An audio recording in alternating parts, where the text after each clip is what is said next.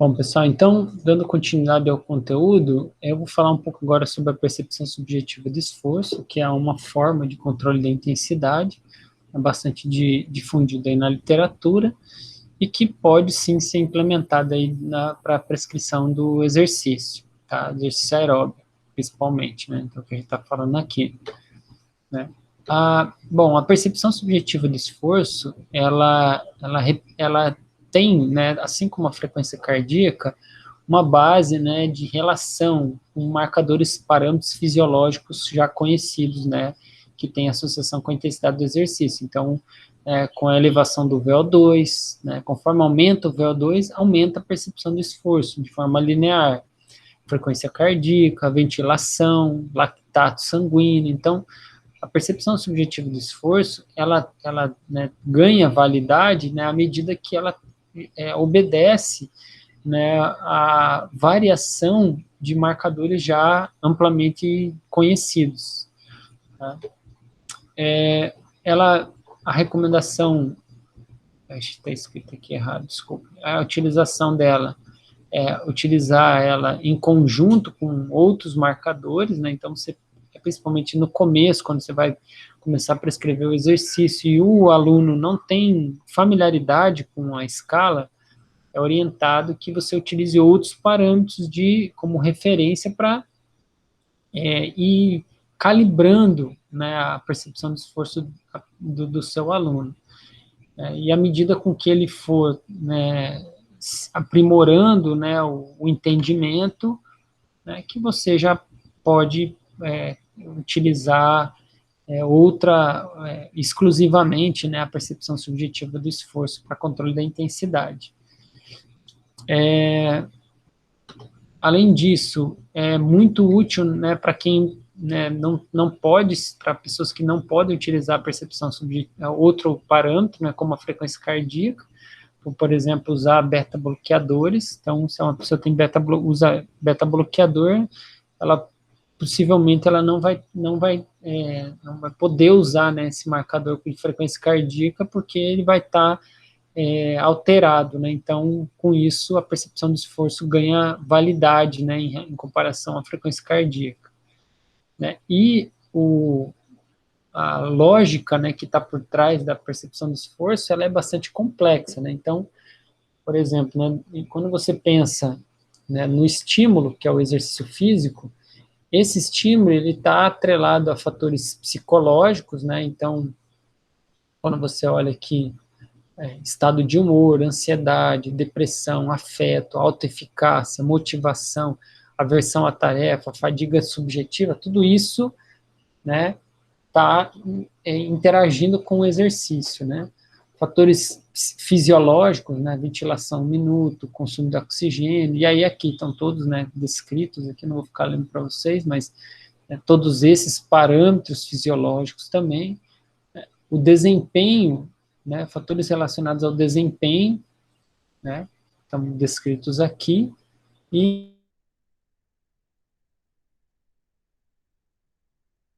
estão interagindo aqui, né, durante a tarefa, né, e eles são processados no córtex sensorial, né, e córtex motor. Então, com essas duas regiões cerebrais, né, que estão aí já dentro do sujeito, eles passam, né, eles exercem um filtro, que é chamado filtro de referência perceptual, e que tem aqui alguns outros marcadores que não estão descritos aqui, que exercem esse filtro, e que eles conseguem, então, gerar uma percepção de esforço diferenciada entre o que a gente chama de central, né, que seria mais a cardíaca, né, respiratória, né, a periférica, que aí seria de membros inferiores, e a não específica, que é a global, né, no caso, que você não tem clareza, então, que também pode ser considerado como global. Então,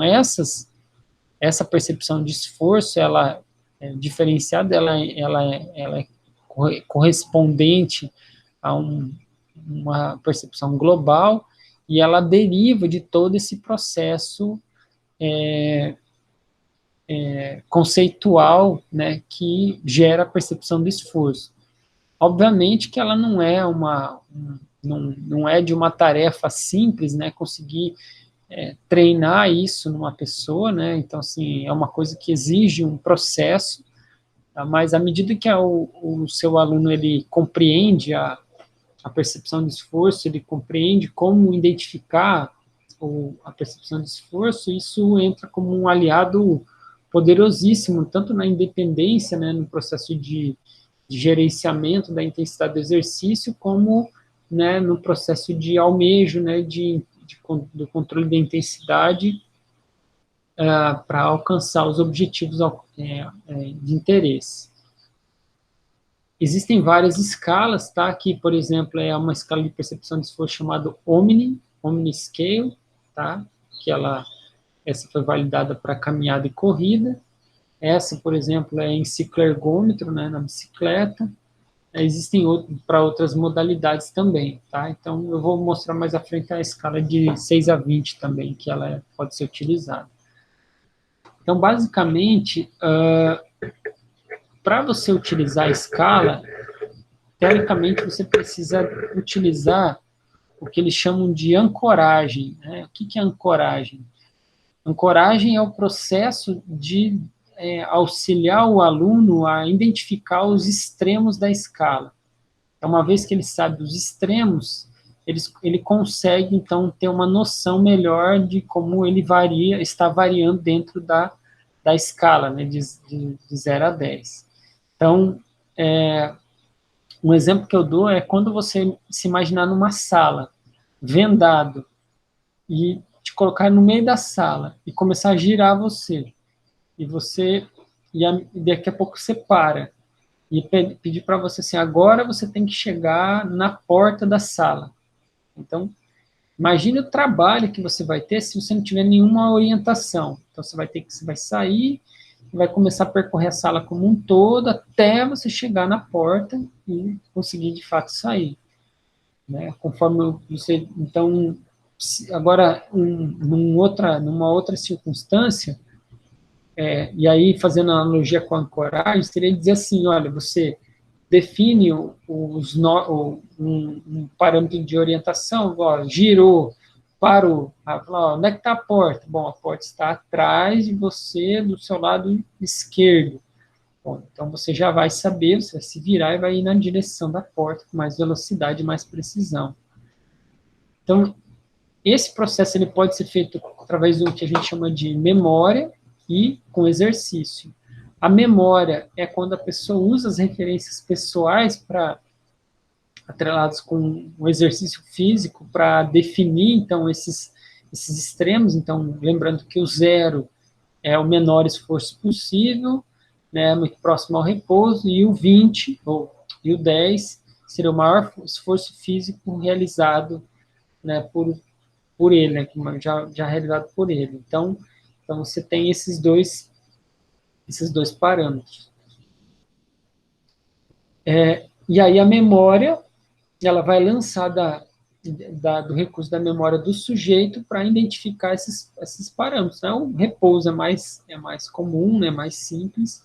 Agora, o esforço máximo, ele já exige, então, uma vivência. Né? Então, nem sempre o participante tem uma experiência de esforço máximo real, e aí, com isso, você vai explorando com eles possibilidades para auxiliar ele a ter uma referência mais próxima possível do máximo. Já a ancoragem com o exercício, então, basicamente, você coloca a pessoa fazendo um exercício. Eu lembro bem de ter feito uma experiência que me marcou muito, que foi a ancoragem de exercício em idosos que faziam hidroginástica. Então, bom, não faz muito sentido você botar pessoas que fazem hidroginástica para fazer exercício numa esteira, numa bicicleta, até porque eles têm uma certa desconfiança, uma dificuldade. Então, colocar eles, usar o próprio ambiente como estratégia para promover essa ancoragem é interessante, né? E aí, a ancoragem, então, basicamente era o quê? Então, a gente, ó, tá vendo aqui, ó, vocês estão todo mundo parados e tal, então, bom, vamos usar isso aí como 1, né? Então, vocês não estão deitados, vocês estão aí boiando na água, se movimentando leve e tal. Então, esse é o 1. E aí, começamos a aumentar o movimento, fazer exercícios um pouco mais rápidos. Aí, bom, aqui é uma intensidade maior do que 1, né? E aí a gente foi aumentando, aumentando. Quando chegou no máximo, então, conforme as pessoas não iam parando, ó, você parou o exercício. Por que você parou? Ah, não conseguia mais fazer. O que está acontecendo? Ah, minha respiração estava muito forte, né? O meu cansaço muscular também, tanto mesmo aqui nos braços, nas pernas. Então, tudo isso dava, então, trazia os sintomas que indicavam, né, o esforço máximo. Tá? Então, com base nisso, a gente tem, então, as referências, né? A gente consegue definir as referências e marcar o que, então, eu chamei aqui de ancoragem para a prescrição do exercício utilizando as escalas. Aqui tem um texto, tá? Eu coloquei nos slides para vocês, que é são os passos, né, da utilização, da orientação que está lá nos artigos originais, tá? Para prescrição, para orientação, para ancoragem de memória, tá? Então, vocês podem usar esse próprio texto, então ele auxilia, né, a definir o que é o 0, o que é o 10, né, e aqui está de acordo com a própria orientação do autor, tá? Então, eu deixei aqui nos slides para vocês poderem usar como referência. Então, como referência, né, como marcadores, né, 60% da frequência cardíaca máxima aproximadamente representa entre 5 e 6 da percepção subjetiva do esforço. 70 a 85% da frequência cardíaca máxima entre 7 e 8, tá? E aqui a gente tem, né, as variações de percepção de esforço, então, utilizando outros parâmetros, né, que ajudam a pessoa a se localizar, né, de ventilação, zona de treino, nível de intensidade, né, para vocês também conseguirem ter uma base. Na própria recomendação, a definição das zonas de intensidade com base na percepção de esforço, e aqui é de 6 a 20, tá? Então, vou mostrar a escala um pouco à frente a vocês, né? Ela está aqui, por exemplo, que moderado entre 12 e 13, tá? Então,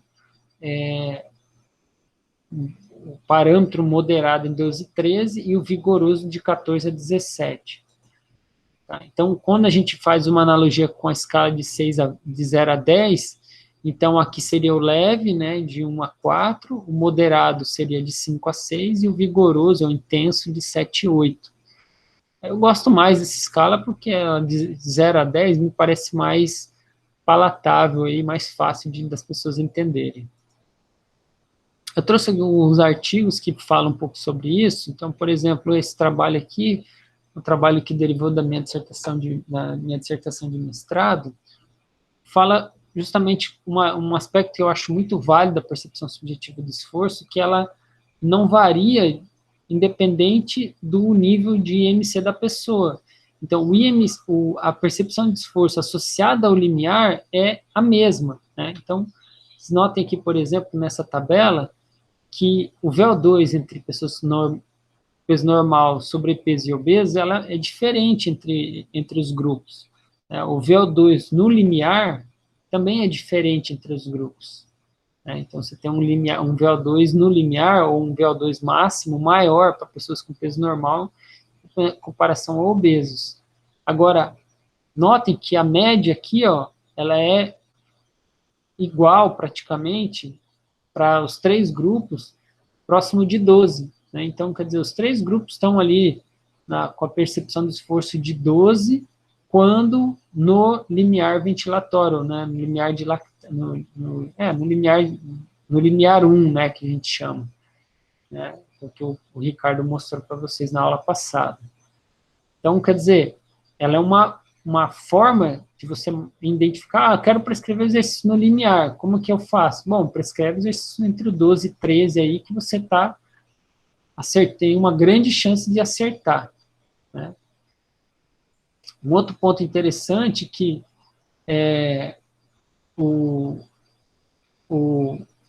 a intensidade, né,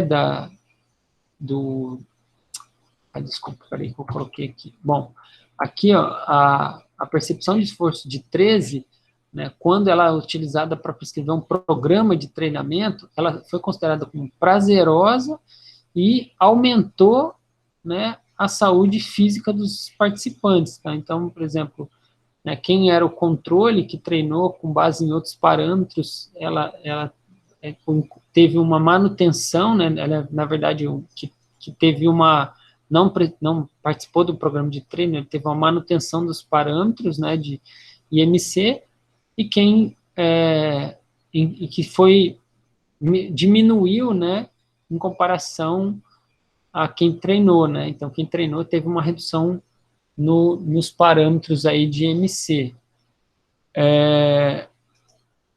Além disso, o VO2 máximo, né, aumentou, né, no grupo que treinou com base na percepção de esforço 13, né, de 31 para 36, e o VO2 no limiar também, ó, de 16 para 21. Então, quer dizer, treinar com a percepção de esforço de 13 é uma estratégia que, além de ser benéfico para a saúde, foi considerado como algo bom, né? Eu não trouxe a tabela aqui, mas basicamente mostrou que durante o treino foi percebido como algo bom, né? Ou seja, um marcador de prazer, né?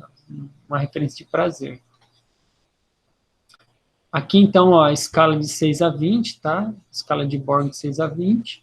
E aí vocês têm aqui, ó, um outro aspecto que, né, o 13, ó, então tá muito perto do limiar de lactato, né? Então, mostrando que um pouco difícil é um bom parâmetro para prescrição de exercício, né, levando em conta que o aluno vai estar ali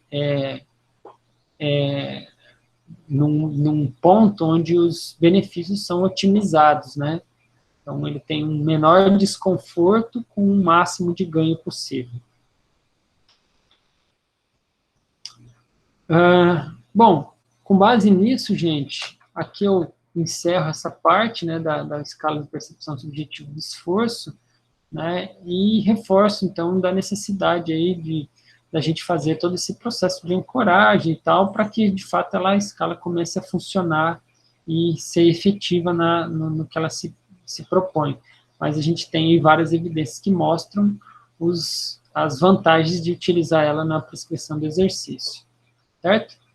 Então é isso, gente, e a gente se fala daqui a pouquinho no próximo vídeo.